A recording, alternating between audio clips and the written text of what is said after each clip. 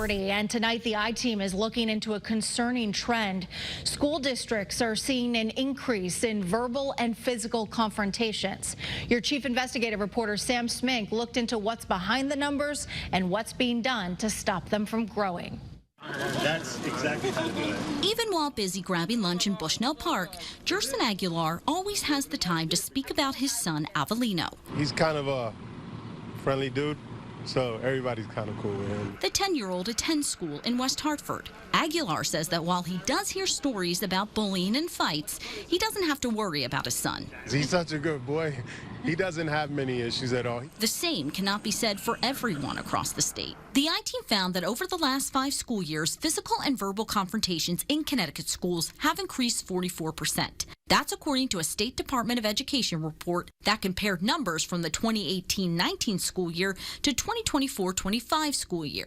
The Department of Education chose those years to examine the difference from pre to post-pandemic. Everybody's stressed out. There's a lot going on in the world, so it's kind of hard to kind of just keep that balance as an adult. So I can only imagine as a kid, it's kind of hard. West Hartford schools rank in the middle when it comes to physical and verbal confrontations, seeing a 15% increase from the 2018-19 to 2024-25 school years. The I-Team found other districts saw bigger increases. For example, the Capital Region Education Council District saw the biggest increase, going from 42 incidents in 2018-19 to 3,377 incidents last school year.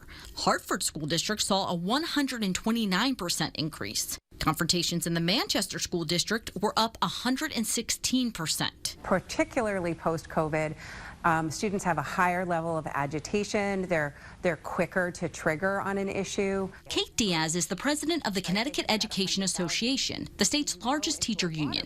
She says kids are struggling with self-regulation more than ever. And I think one of the things social media has done is it's eliminated the censor, right? Like the self-censor, that moment where you pause before you react. Social media encourages that sort of impulsive, sort of explosive behavior, and it rewards it, if you will. Districts like Waterbury have banned cell phones in class, requiring students to lock their electronics up in pouches during the day. I think that's an effort to say, listen, let's take a time out from that social media culture, that impulsive culture, and pause. Just put a pause and allow ourselves to develop some communication skills. John Frassinelli, Education Division Director with the Department of Education, says the state is seeing some of the biggest behavior changes in those who didn't attend pivotal grades in person. So those students who missed their 9th grade because of the pandemic, those students who missed moving from elementary school to like a 6th grade, students who missed kindergarten. So those are critical opportunities for growth, for understanding how to behave. Frassinelli says because of this, schools need to be very clear about how students are expected to act. To help do that, the state invested $25 million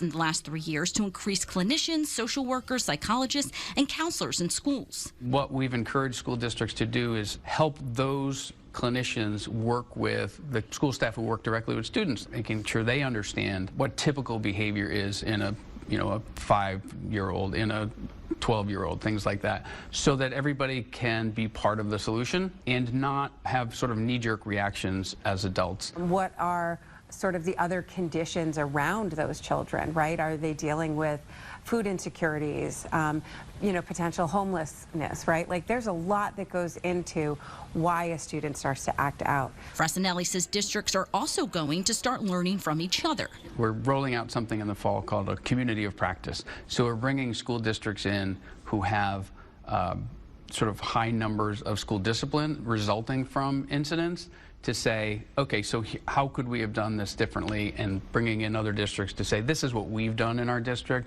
to reduce the number of suspensions and expulsions because of behavior. But both Frassinelli and Diaz agree, parents need to be involved. The way parents can help this work is to talk to their child about strategies for self-regulation and understanding what triggers them. Aguilar says that's something he regularly does with his son. I always tell him to control his emotions. That's really important, and think about things, because,